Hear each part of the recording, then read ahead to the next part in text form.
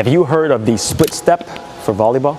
Chances are, if you were on social media of any kind, you've heard of Dustin Watton and No Easy Buckets. Dustin has done a wonderful job of promoting and popularizing the split step so that more athletes want to learn how to do it so that they can improve their game. In this video, I'm going to break down what the split step is, why it works and why you should do it, and how you should do it and how you can practice it. Let's start off with what the split step is. To put it simply, the split step is an athletic movement you can use to make you more explosive to move either laterally or diagonally or backwards or forwards towards an action. With volleyball, it's going to be towards the ball. The split step is something that is used in many sports like tennis, baseball, volleyball, and probably other sports too. To many, doing something like a split step before you move is intuitive, especially for the really good athletes. But for others, you need deliberate practice and deliberate understanding of what it is in order to implement it into your game. Now, before I tell you how you're going to do the split step and break down how you're going to practice it, I'm first going to talk about why it's effective. The use case of a split step is to make you more explosive when you have to move. And the way that it works is when you take that split step, you are putting force into the ground, which then puts force into your tendons, which then makes you more explosive. Your tendons act like a rubber band. So when you put force into them, you are stretching them out. And just like a rubber band, when you let go of that stretch, an explosive movement happens. So for something like the volleyball split step, you are actually loading your Achilles tendons, which are located at the bottom of your calves. You can try this for yourself. Start at your most athletic stance, stay still, and try your fastest to move to the left. Now what you're gonna do is you're gonna do a split step where you're gonna start at your most athletic stance, move in just a little bit more narrow, split step into your most athletic stance, and then try moving to your left. If you did it correctly, you should notice that you are faster and more explosive when you add in the split step. And that's just science, because what you're doing is, again, you're loading your tendons and you're pushing off. If I stay here and push off without the split step, I'm just using my muscles. When I do the split step, I'm loading my tendons and using my muscles, and that's gonna make me more explosive. Now that we got that out of the way, let's break down how to do the split step.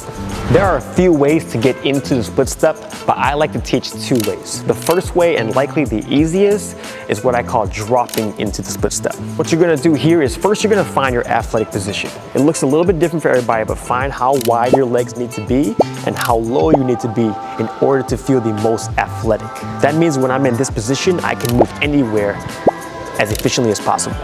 Once you've figured out your athletic stance, all you need to do from there is get a little bit more narrow, and then from your narrow stance, you drop into the athletic stance. This allows you to basically stay in the same spot and get into your athletic stance and load the tendons the way you want to in order to perform the split step.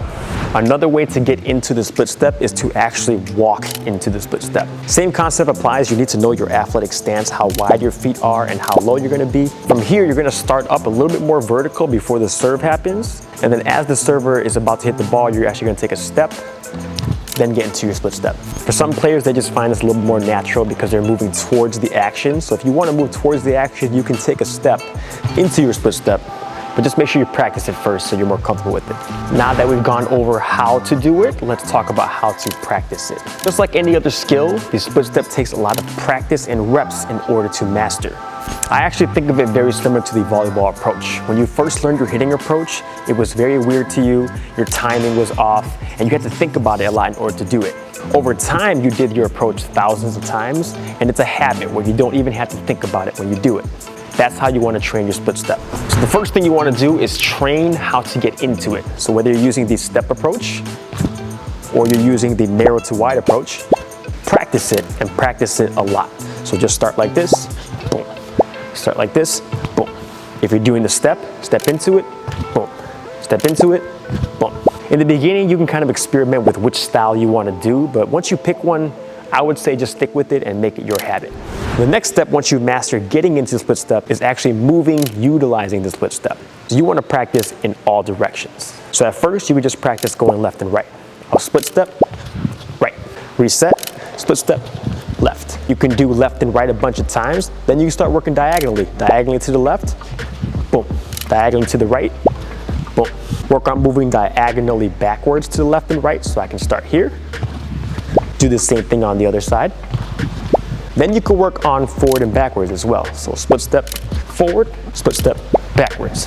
I cannot emphasize this enough. You have to do tons and tons of reps with this in order to master it, in order to make it natural to you. Next level up from there is for someone to actually toss the ball or hit the ball at you so that you can practice moving left or right. Ideally, the perfect situation is you have a partner that's across from you that's gonna toss the ball up and give you a light serve or a light down ball so that you can time your split step, see where the ball is going, react to it, and either catch it first or maybe you're just ready to pass it right away. If you're by yourself, you can toss the ball to the side and just practice moving to at least go catch the ball or pass the ball, right? So that kind of looks like this. Make it harder by tossing the ball a little bit further from you. And make sure you toss that ball in different directions so that you can practice moving in different directions too. A couple of caveats and a couple of bonus things about the split step you want to keep in mind. Although practicing by yourself is a great way to get the movement down and to get the movement pattern down, you eventually do need to start utilizing this in a real service drill or a real game.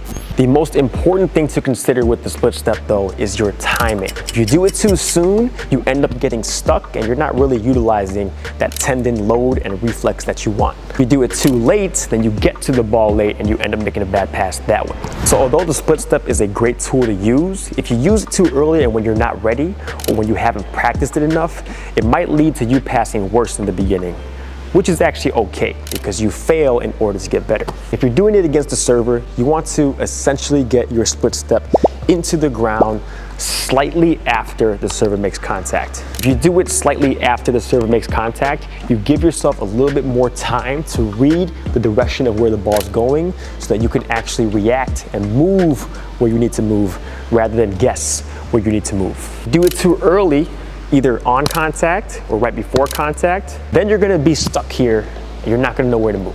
So for a serve, my suggestion is to wait a little bit after contact so that you can see where that ball is going. Obviously, if you're playing against a server that serves it really fast, you're gonna have to change that timing a little bit, but that's a good starting spot. If you're using the split step on defense, you want to get into your split step upon contact for that hitter. So as that hitter is making contact, you are making contact with the ground. Hitter contacts the ball, your feet contact the ground. I hope that breakdown of the split step helps you out. As I mentioned, make sure you practice it before you utilize it in games.